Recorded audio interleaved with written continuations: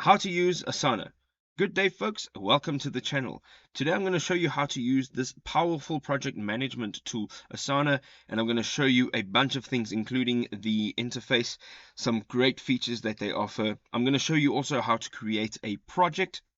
I'm also going to show you how to create a task within that project, and then we can run through some pricing. So, ladies and gentlemen, let's jump straight in.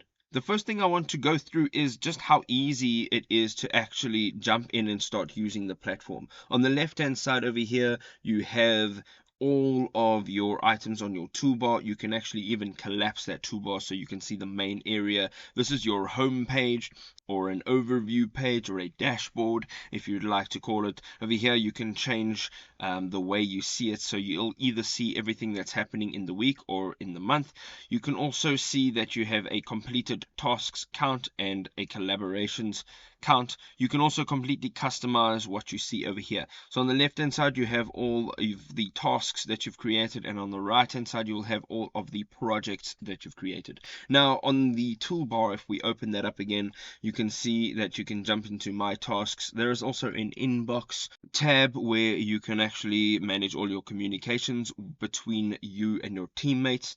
And then you can see some reporting portfolios, and you can set up and view all of your goals. Then we go into projects as well as your team workspace. So right over here under team, you can actually create different workspaces. You can invite different teammates to collaborate on different projects. So let us get into creating a project. So right on the top, you're going to see it says create. You can either go in here, you can create a task, project, or message, or you can go down and it says projects. Now right next to projects there's three dots. It says more options, so we can just sort it in a different way. And then we have a new project or portfolio. We can just tap on that, and we're going to tap on new project. Now right over here you'll be able to use either a template, you can import a template, or you can just use a blank template. So we're going to go ahead and now we can completely customize it. So we're going to go project name, we're going to name it project X, and you can also use the AI bot to set up your project.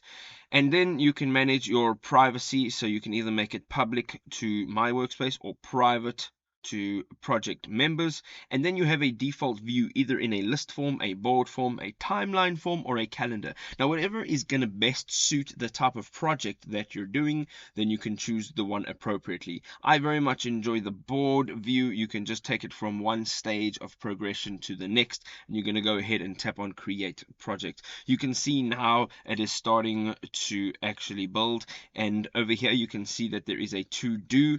And once you click on that, you can actually edit that, and you can put in there whatever it is that you would like, and so forth with the rest of these lists over here. If you would like to add an additional list, you can just tap on add new section, and you can create a new one altogether.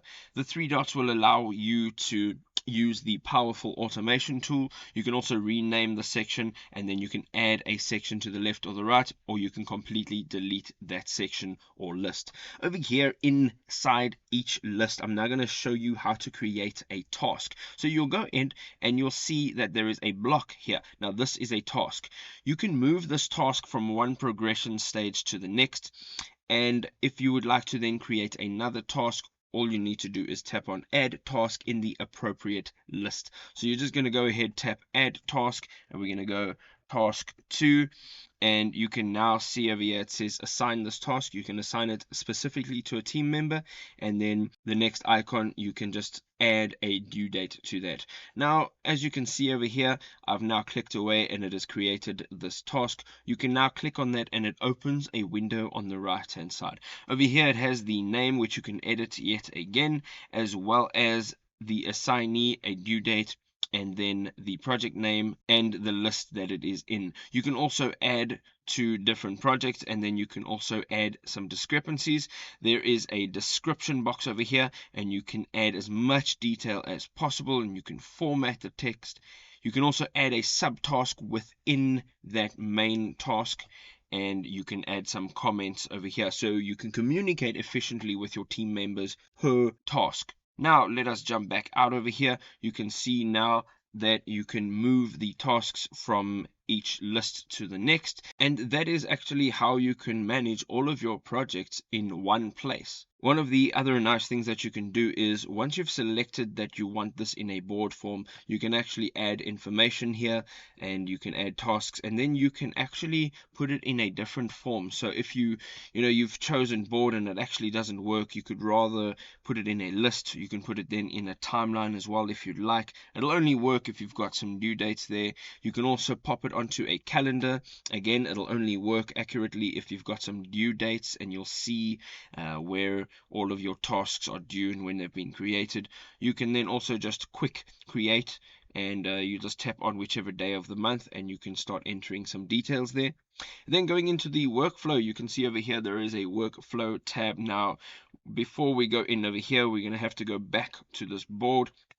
We go ahead and it says more actions. Now this workflow is the rule selection. So we go in over here and it says when moved to section, do so, and it says to task moved to a section, and then we got to add an action. So as you can see here, you have a list of different actions, and this is how you can automate your lists over here. So when something happens in the to-do list, something else will happen in the in progress, and then something else will happen in the complete list. And that's how you can set up your workflow, make things a lot easier for absolutely everybody on the team. And there we go, folks. That is how you use Asana. My suggestion is to go ahead, spend some time clicking on every single button, explore how to use the platform so you can really have a better understanding of it to increase your productivity as well as your communication. I hope you enjoyed this video. If you did, don't forget to smash that like button. Don't forget to hit the subscribe button politely, and we will see you in the next video. Cheerio for now, folks.